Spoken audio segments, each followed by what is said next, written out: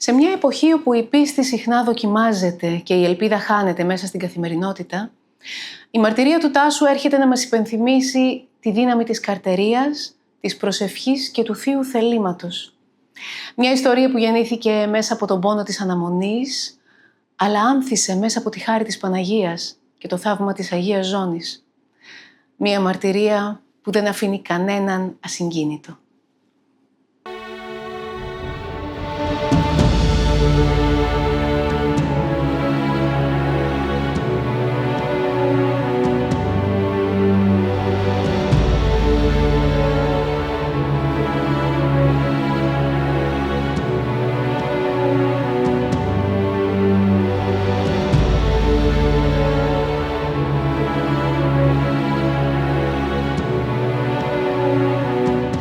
Ο Τάσος Μούντζιας ζει στην Κόρινθο εδώ και 45 χρόνια. Έχει πνευματικούς δεσμούς με το Άγιον Όρος, όπου βρίσκεται ο αδερφός του, και βίωσε μια προσωπική δοκιμασία που σημάδεψε βαθιά τη ζωή του. Εκείνος και η σύζυγός του προσπαθούσαν για χρόνια να αποκτήσουν παιδί. Παρά τις προσπάθειες, τις ιατρικές συμβουλές και τις απογοητεύσεις, η ελπίδα έσβηνε μέρα με τη μέρα. Οι γιατροί πρότειναν θεραπείες, αλλά εκείνοι ήθελαν να εμπιστευτούν το Θεό. Ήταν τότε που ο Τάσος, ύστερα από την ενθάρρυνση του αδερφού του, επισκέφθηκε το Άγιον Όρος και προσκύνησε την Αγία Ζώνη της Παναγίας. Με δάκρυα στα μάτια και προσευχή από καρδιάς, ζήτησε ένα θαύμα. Μαζί με τη σύζυγό του, τοποθέτησαν την κορδέλα της Αγίας Ζώνης στην κοιλιά της και την κράτησαν εκεί για 10 μέρες, ίσως και περισσότερο. Λίγο καιρό αργότερα, η σύζυγος βρέθηκε έγκυος, χωρίς καμία ιατρική παρέμβαση, χωρίς εξωσωματικές, μονάχα με πίστη. Σήμερα κρατούν στην αγκαλιά τους ένα υγιέστατο κοριτσάκι και δοξάζουν καθημερινά την Παναγία για τη χάρη της. Ο ίδιος εξομολογείται πως αυτή η εμπειρία άλλαξε τη σχέση τους με την Εκκλησία. Η Θεία Λειτουργία έγινε κομμάτι της ζωής τους. Κάθε Κυριακή βρίσκονται εκεί ευχαριστώντας σιωπηλά. Γιατί η Παναγία, όπως λέει, δεν αφήνει κανέναν όταν την επικαλεστεί με την ψυχή του. Μια ζωντανή μαρτυρία πίστης, ένα θαύμα, ένα παιδί, δώρο ουράνιο.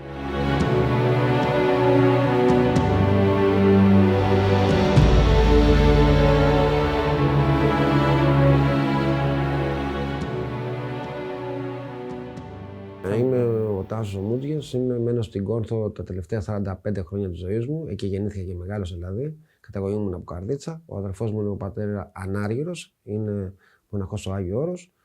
Είχα την ευλογία αυτή. Εγώ τα τελευταία 10 χρόνια έχω κάνει μεγάλη αλλαγή στη ζωή μου σε πολλά πράγματα. Με έχει αξιώσει ο Θεός, έχω παντρευτεί, έχω κάνει οικογένεια με τη βοήθεια του Θεού και της Παναγίας πάντα. Γιατί είχαμε πολλά χρόνια και πριν να έρθουμε με τα δεσμά του γάμου, προσπαθούσαμε να τεκνοποιήσουμε, το οποίο δεν γινόταν, και μετά το γάμο βέβαια. Αλλά με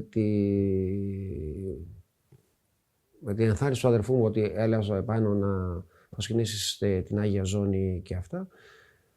Αν και δεν, όχι ότι, έλεγα ότι δεν θα αλλάξει κάτι, εντάξει, απλά κάποια στιγμή πιστέψαμε με τη γυναίκα μου ότι δεν πρόκειται να κάνουμε παιδί. Θέλω να μας πείτε πού βρήκατε ότι ανακαλύψετε ότι έχετε κάποιο πρόβλημα που δεν μπορείτε να κάνετε παιδί. Εμένα ήταν πολύ άστατη η ζωή μου. Ήμουνα εθισμένος σε πολλές ουσίες. Οπότε αυτό μου είχε δημιουργήσει ένα πρόβλημα ότι ήταν λίγο όχι τόσο ισχυρό το σπέρμα. Και συν το ότι ήταν και η ηλικία λίγο προχωρημένη, γιατί αυτό έγινε μετά τα 40. Οπότε και ήταν και η γυναίκα μου, έχουμε 2 χρόνια διαφορά, που ήταν και αυτή μεγάλη. Δεν ήταν και το πιο εύκολο πράγμα να τεκνοποιήσουμε σε εκείνη την ηλικία.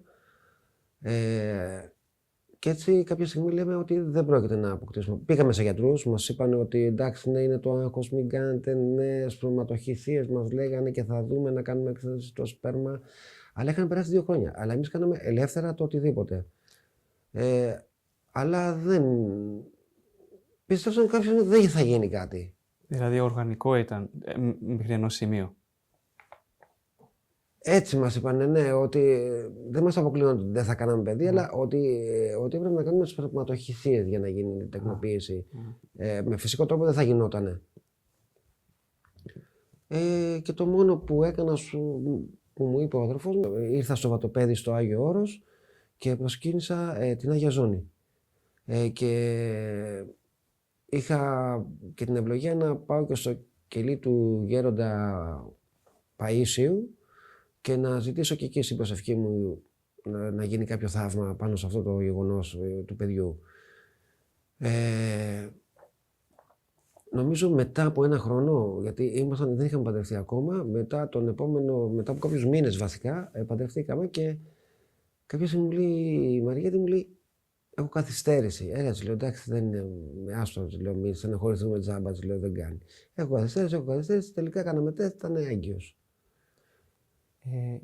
Προσκυνήσατε την Αγία Ζώνη και αυτό ήταν.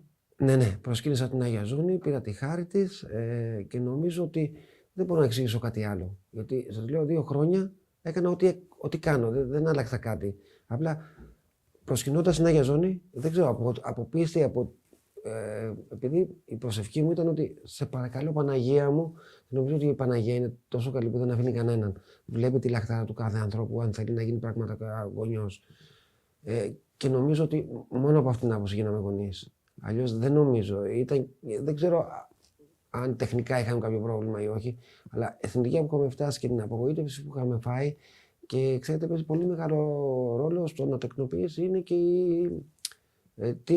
τι διάθεση έχεις και το άγχος και όλα αυτά. Και εμείς είχαμε φτάσει σε ένα σημείο ότι δεν θα κάνουμε παιδί. Δηλαδή, απλά ότι κάποια στιγμή τα βράδια κλαίγαμε και λέγαμε εντάξει, θα μείνουμε οι 2 μας, δεν πειράζει, οκ. Αλλά σας λέω μετά από αυτό, απλά έμεινε έγκυος η Μαριέτη. Και έχουμε ένα υγιέστατο κοριτσάκι, είναι ίδιο με εμένα το κομμανάρι μου, πουλάκι ζωγραφιστό. Και ειλικρινά δηλαδή, δεν μπορώ να πει με ποιον άλλο τρόπο. Δηλαδή, γιατί όχι πριν 2 χρόνια και έγινε μετά το προσκύνημα στην Αγία Ζώνη. Νομίζω στο γράμμα που έχετε γράψει αναφέρεται ότι είχετε πάρει κορδέλες. Ναι, κορδέλα της Αγίας Ζώνης πήρα, την έβαλε η Μαρικέτη στη κοιλιά της, την είχαμε πολύ καιρό. Πόσο καιρό μας είχαν πει να την αφήσουμε? 10 μέρες. Νομίζω 10 μέρες, ναι, την είχαμε δεμένη στη ζώνη, δεν την έβγαζε καθόλου. Και παραπάνω από 10 μέρες, μην σας πω. Δεν την βγάζαμε σχεδόν καθόλου. Δηλαδή την έβγαζε μόνο για το μπάνιο και μερικές φορές μου είχε ρωτήσει, μου λέει να τη βγάλω όταν κάνω μπάνιο. Του λέω, αγάπη μου, βγάλει την, δεν είναι τίποτα, θα βάζουμε κι άλλοι. Και νομίζω ότι μετά από αυτό, δηλαδή, γιατί πριν και μετά από αυτό έγινε και όχι πριν. Δηλαδή ήταν η κορδέλα, η Άγια Ζώνη που βάλαμε και το προσκύνημα που έκανε και η προσευχή.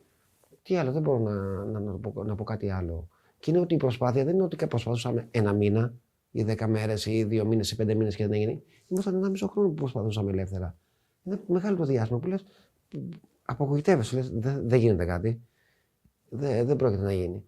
Και απλά, δηλαδή, ερχόμενο στο Βατοπέδι στο Άγιο Όρος και στο προσκύνημα στην Αγία Ζώνη και με την προσευχή και με τη ζώνη που βάλαμε, που πήραμε την κορδέλα, τη βάλαμε στην κοιλιά της Μαρικέτης και την κράτησε 10 μέρες και παρόλο την κρατάει γιατί ήθελε, το νιώθε δηλαδή αυτό που έκανε, πίστευε ότι με αυτό το πράγμα με την κορδέλα της Αγίας Ζώνης ότι θα γίνει. Και έγινε. Έγινε. Πριν να γίνει αυτό που βιώσατε με την Αγία Ζώνη, η σχέση σας με το Θεό και με την πίστη πώς ήταν? Η σχέση μου με το Θεό ήταν η σχέση όταν ερχόμουν στο Άγιο Όρος, δηλαδή με τον αδερφό μου και αυτά ό,τι είχαμε μάθει από εδώ. Ήταν λίγη, αλλά ήταν πολύ δυνατή. Δηλαδή, εκεί που μένω, στην Κόρινθο, δεν μπορώ να πω ότι πήγαινα στην εκκλησία συνέχεια. Ούτε πήγαινα κάθε Κυριακή, ούτε είχα κάποιο πνευματικό, ούτε τίποτα τέτοια. Απλά λαχταρούσα πώς και πώς αλλά προσπαθούσα έστω 1 φορά το χρόνο να έρθω στο Άγιο Όρος, στο Βατοπέδι. Να συναντήσω τον γέροντα Εφραίμ, να εξομολογηθώ μαζί του, να δω άλλους πατέρες. Δηλαδή, ένιωθα πολύ ευλογημένος που είχα αυτή τη δυνατότητα να το κάνω. Και πολύ περισσότερο επειδή είχα και τον αδερφό μου και είχα κάποια ιδιαίτερη μεταχείριση καλύτερη ως προς το καλύτερο. Και αυτή είναι η σχέση μου με την εκκλησία. Δεν μπορώ να πω ότι τις υπόλοιπες μέρες, τον υπόλοιπο καιρό πήγαινα εκκλησία. Όχι, δεν πήγαινα, μην πω ψέματα. Αλλά πάντα προσεύχομαι, πάντα λέω την προσευχή μου. Έχω εικόνες σπίτι μου, λέω την προσευχή μου. αυτό, αλλά είχα κάποιον πνευματικό συγγνώμη, ο οποίος δυστυχώς δεν είναι κοντά μας τώρα. Όπως ήταν ένας γέρος που με ανάπαυε, που μπορούσα να εξομολογήσω να πω το οτιδήποτε, αλλά δυστυχώς τώρα δεν είναι μαζί μας, οπότε. Και μετά και το γέροντα Προκόπιο, δηλαδή δεν έχω κάποιον άνθρωπο να με αναπαύει να πάω να εξομολογούμε. Πριν το έκανα. Άσχετα αυτό όμως, μετά από αυτό άλλαξαν κάποια πράγματα. Μετά από το θαύμα που σας έδωσε η Παναγία, άλλαξαν κάποια πράγματα σε σχέση με την Εκκλησία. Πηγαίναμε στην Εκκλησία, ναι, μετά αρχίσαμε πηγαίναμε στην Εκκλησία συνέχεια. Δηλαδή, ευχαριστούσαμε το Θεό και την Παναγία για το θαύμα που μας έχει τύχει. Δηλαδή, έστω κάθε Κυριακή, αλλά 5 λεπτά, 10, έστω για 5 λεπτά θα πάμε για 10 λεπτά. Και προσπαθούσαμε πάντα από όταν έχει γεννηθεί μικρή να κοινωνεί. Πάντα, κάθε Κυριακή. Προσπαθούμε να κάνουμε αυτό το πράγμα. Μετά από αυτό το γεγονός, τι μάθημα πήρες από αυτό το πράγμα? Ότι όταν πιστεύεις πραγματικά, επειδή η Παναγία αγαπάει όλο τον κόσμο, πιστεύω ότι δεν αφήνει κανένα στην τύχη του. Δηλαδή, αν πραγματικά πιστέψεις, αλλά με την ψυχή σου, γιατί κάποια στιγμή το πίστεψα. Δηλαδή, ήμουνα εδώ και κάποια στιγμή το ένιωσα ότι ήταν. Δεν ξέρω, το ένιωσα, λέω, θα γίνει. Αλλά είναι να το πιστέψεις από την ψυχή σου, να το νιώσεις, να παρακαλέσεις την Παναγία. Και πραγματικά η Παναγία, νομίζω, ακούει τη φωνή του, τα παρακαλεί του οποιοδήποτε. Δηλαδή, δεν ξέρω, το ακούει, δεν σε αφήνει. Το κάνει, δηλαδή, απλά γιατί αγαπάει όλο τον κόσμο. Αυτό, και ειλικρινά ευχαριστώ την Παναγία που μας αξίωσε και γίναμε γονείς. Γιατί είναι θέλημα της Παναγίας αυτό που έγινε, δηλαδή δεν μπορώ να το πω κάπως αλλιώς. Έκρινε ότι ότι μπορούμε ότι είμαστε ικανοί να γίνουμε γονείς. Αυτό. Με τους γιατρούς δεν προσπαθήσατε με κάποια όχι, άλλη... δεν κάναμε τους γιατρούς, δεν μπήκαμε στη διαδικασία, γιατί μετά μας είπαν για τις πραγματοχυσίες και όλα αυτά, αλλά μετά ήρθα εδώ και δεν μπήκαμε σε κάποια άλλη διαδικασία. Το αφήσαμε μετά γιατί μετά παντρευτήκαμε. Ήταν η περίοδο του γάμου. Πολλοί, ας πούμε, μπαίνουν σε άλλες διαδικασίες, ας πούμε, γιατρούς να κάνουν εξωσωματική και τέτοια. Αλλά άλλοι δεν το κάνουν πιστεύοντας ότι ξέρεις, όπως το είπες εσύ, δηλαδή ότι είναι το θέλημα του Θεού, της Παναγίας, αν πρέπει να γίνει. Δηλαδή, τώρα δεν μπορώ σε μια διαδικασία να πάω να μου πεις ότι θα γίνει, δηλαδή να μπει με μηχάνημα, δηλαδή, τι θα αλλάξει. Δηλαδή δεν μπορώ εγώ και θα μπορέσει το μηχάνημα. Όχι, εννοώ, αν δεν το επιτρέψει ο Θεός και η Παναγία, δεν υπάρχει λόγος να γίνει. Ή θα γίνει έτσι όπως πρέπει να γίνει, ή να μην γίνει ποτέ. Δηλαδή ο Θεός και η Παναγία ξέρει και αφήνει και επιτρέπει. Έτσι φαντάζομαι.